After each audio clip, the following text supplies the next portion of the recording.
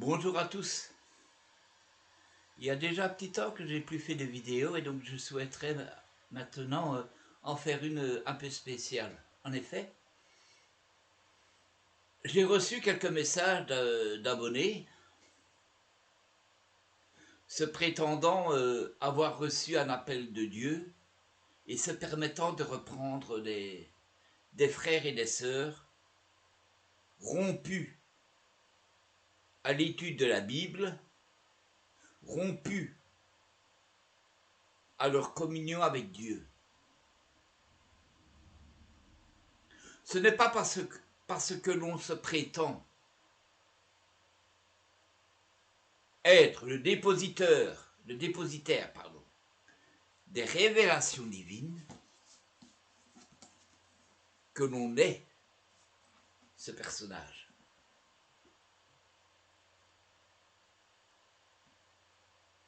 Dieu a mis dans son Église une certaine quantité de ministères, on le sait. Il y a les pasteurs, il y a les docteurs, il y a les évangélistes, il y a les prophètes, il y a les diacres, etc. Quand je vois sur YouTube, par exemple, le nombre incroyable de personnes qui se disent docteurs, prophètes, évangélistes, etc., je suis abasourdi. Ils s'autoproclament prophètes, ils s'autoproclament docteurs. Souvent, ce sont des gens qui viennent d'une certaine catégorie.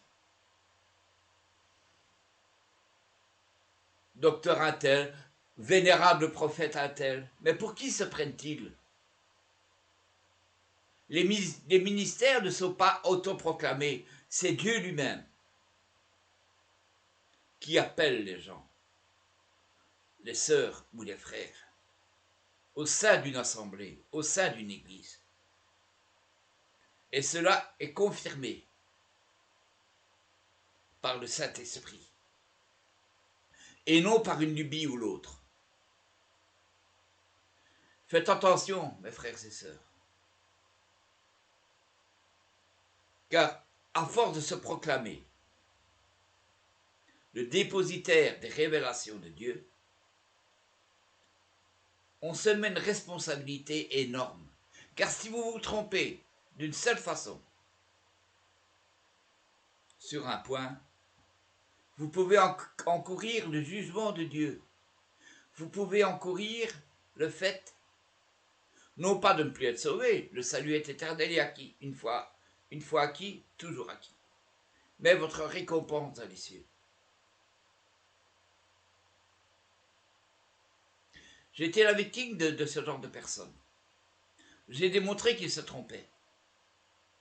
J'ai été obligé de supprimer ces commentaires qui devenaient de plus en plus offensants, de plus en plus orgueilleux, de moins en moins humbles. Mais l'humilité est la caractéristique première d'un serviteur de Dieu. Prenez des frères comme Mario Massicotte, comme Roger Léhébi, comme Feu, mon pasteur Jean-Marc Taubois. Ce sont des gens, des frères remplis du Saint-Esprit. Certains commettent quelques petites erreurs au niveau de la prophétie, mais qui n'en commet pas? Je reviendrai d'ailleurs un peu plus tard à ce sujet. La seule garantie que nous ayons, c'est ce qui est marqué dans ce livre. Il n'y a pas d'autre garantie. Si une révélation est donnée par un frère ou par une sœur, et que celle-ci n'est pas confirmée par la parole de Dieu, cette révélation tombe à plat. C'est une certitude, mes frères et sœurs.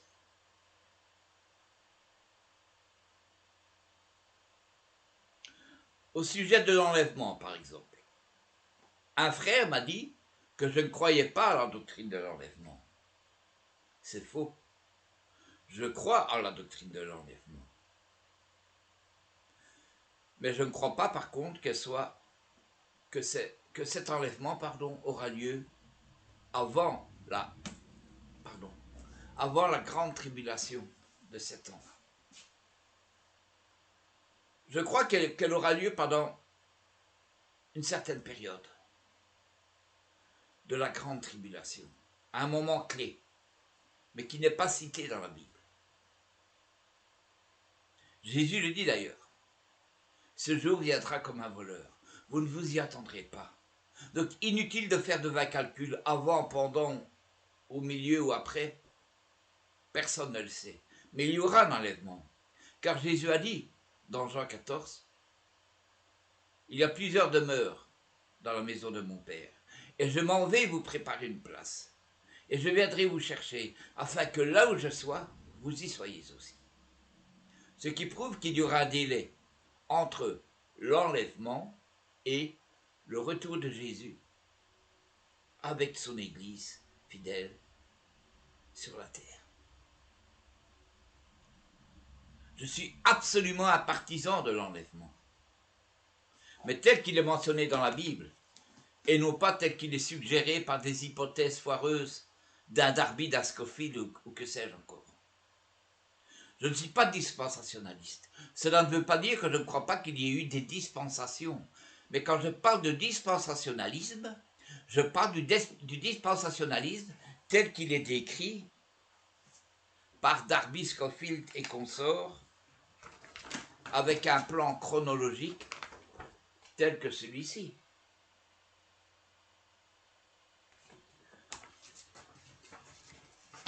Dieu n'est pas tenu à ce plan chronologique fabriqué par l'homme, par l'esprit de l'homme, et non par l'esprit de Dieu. Cela, je veux être clair aussi. Je connais quelques dispensations. Il y a la dispensation de la loi. Il y a la dispensation de l'Église. Et il y aura bientôt la dispensation du royaume.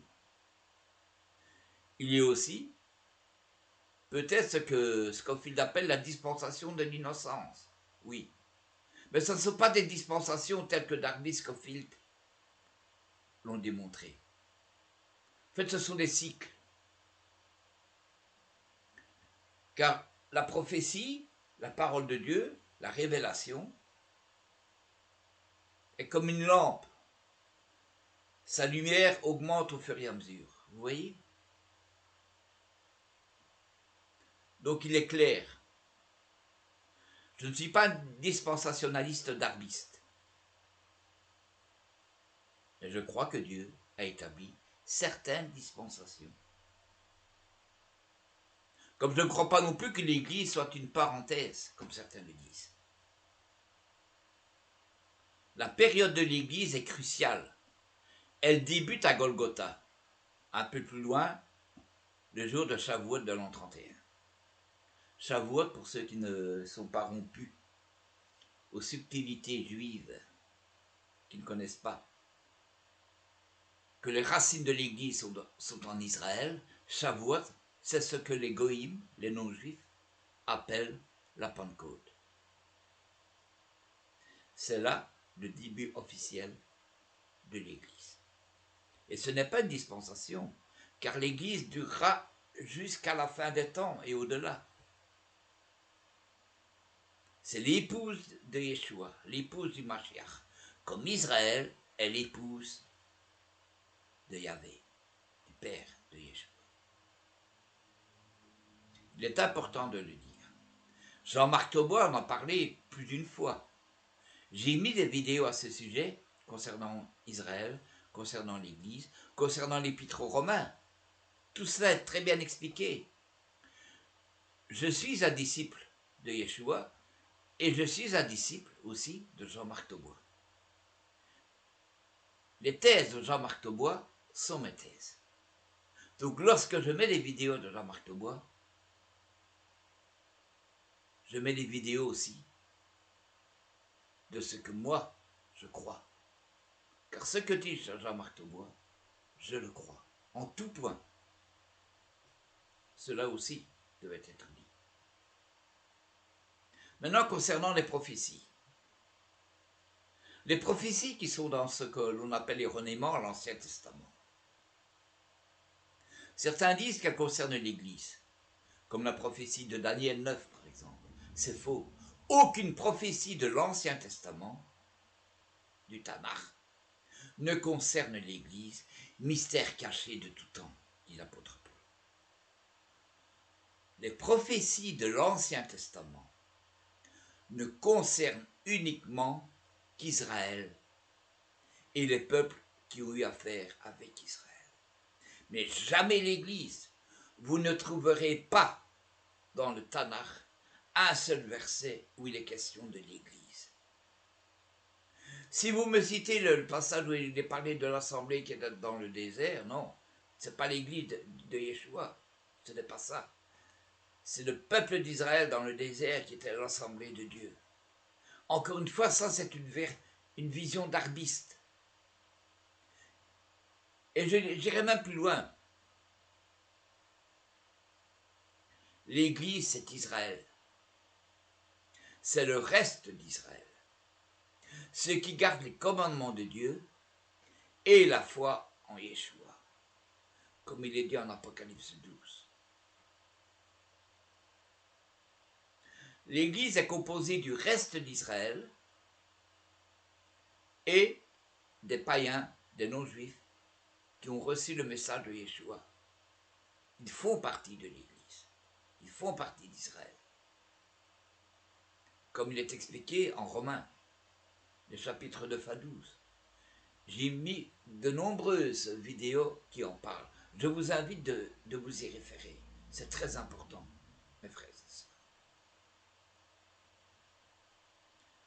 Donc, il est clair, et ça je le dis au nom du Seigneur, que ceux qui se proclament prophètes et qui attaquent les frères et sœurs, parce qu'ils ont un avis différent des leurs, ne sont pas des vrais prophètes. Ce sont des loups déguisés en brebis. Sous des fausses apparences d'humilité et d'amour, ils essaient d'introduire des doctrines pernicieuses. Et cela, ça ne va pas. L'Église a besoin de se sanctifier. Nous avons besoin de nous sanctifier, de nous purifier. Le temps de livrer à séparer avec le bon grain est sur le point d'arriver. Je continuerai à mettre des vidéos de Mario Massicotte. Je continuerai à mettre des vidéos de Roger Lévy, même si je ne suis pas d'accord avec certaines choses qu'ils enseignent. Mais le gros de leur message est biblique. La chronologie est peut-être erronée, oui. Mais le fait est qu'ils mettent le point sur le retour de Yeshua, sur le fait d'être prêt et d'attendre. Nous vivons une période charnière, j'en suis conscient. Nous vivons une époque très difficile. Depuis le retour des Juifs sur leur terre d'Israël, depuis le retour de mon peuple sur sa terre, nous vivons quelque chose d'incroyable. Nous revivons les temps bibliques. Nous voyons les mêmes nations autour d'Eretz Israël, de nouveau là, prêtes à bondir sur Israël. Tout comme il est dit dans le psaume 83. Nous revivons les temps où les nations sont de nouveau opposées à Israël, comme l'Empire romain l'était à l'époque, et prêtes à fondre sur Israël. Mais l'Éternel veille, mes amis. Et je peux vous garantir que c'est lui qui aura le dernier mot. Voilà. Bientôt, je mettrai à votre disposition une série de vidéos, 7 ou 8, ayant pour sujet l'enlèvement. Je suis en train de terminer l'étude, de mettre tout ça au clair, et je vous le proposerai donc d'ici une grosse semaine, le premier épisode. Il y aura aussi une série d'épisodes concernant les prophéties de Jésus sur le mont des Oliviers. savez, les fameuses prophéties de Matthieu 24, de Marc 13 et de Luc 21. Et là, je vous réserve une petite surprise. Donc abonnez-vous pour ne rien manquer. Je ne vous demanderai jamais d'argent sur ma chaîne. Car c'est contraire à ce que Yeshua dit. Vous avez reçu gratuitement, donné gratuitement. Donc tout ce que je vous propose sera toujours gratuit. Soyez bénis et préparons-nous. Yeshua revient. Maranatha.